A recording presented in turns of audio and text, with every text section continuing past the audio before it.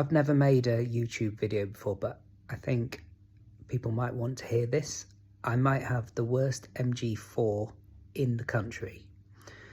In December 2022, I bought my MG4 trophy from Glyn Hopkins in East London.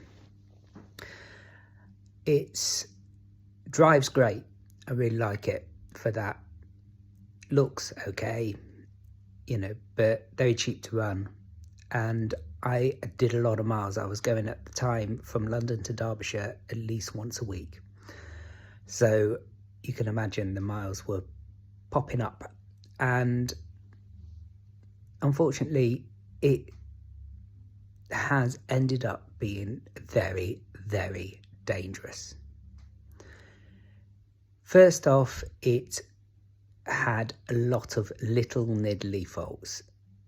Then it got damaged in Glyn Hopkins whilst in for being mended, and actually getting them to resolve that was never fully resolved. It has been hard. Lots of little bits snapped off, all sorts of things. The damage was paint chips all over and window chip, which is still shows, and where they put the tape on the paintwork still shows as well, and hasn't been resolved properly. I got a bit fed up with that Glyn Hopkins, so took it to the North London one, which I found also quite hard. And then eventually nothing was really getting solved. They would just reset the system and sent it back to me. After a while, it stopped recharging. So Dee's in Derbyshire had it after, really, I had to sit in there for a whole day and say, I'm not going anywhere until you mend this, because they refused to take it in. It was with them for months, just over a month, I think, about 6 weeks. It's also been to Croydon. Dee's in Croydon, it is, sorry, Stony Acre in Derbyshire, and Dee's in Croydon, who had it for about a month, just under, I think, and didn't really do anything to it at all. They did do a service, but forgot to register that with MG, which has null and voided my MG assist. And now it's back at Glyn Hopkins, because apparently you have to always take it back to the original dealer. Anyway, it's had 21.5% of its time in dealerships over the last 23 months.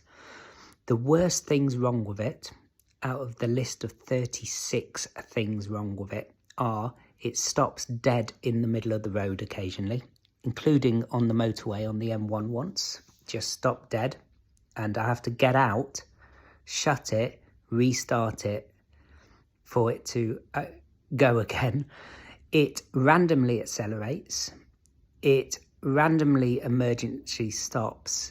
Half of its warning, like the tiredness warning and things, don't work. So there is some real life safety things, and it's super, super dangerous. Nobody is trying to resolve these things. Nobody is actually telling, none of these dealerships are actually telling MG, because I've spoken to them, MG UK, that these are problems. MG UK know they've reset the system now and again, but that's all they ever do. Anyway, it's now been in with Glyn Hopkins, East London, again for the last month. The ombudsman are telling me that I have a case for a new car or a full refund, and so does my lawyer. So probably going down that route, but I thought I'd put this out as a bit of a public warning to everybody, that if things go wrong with MG, the dealerships are not helping. I'm hoping putting this out will help the dealerships and help other people improve their service. So here we go. Okay, bye.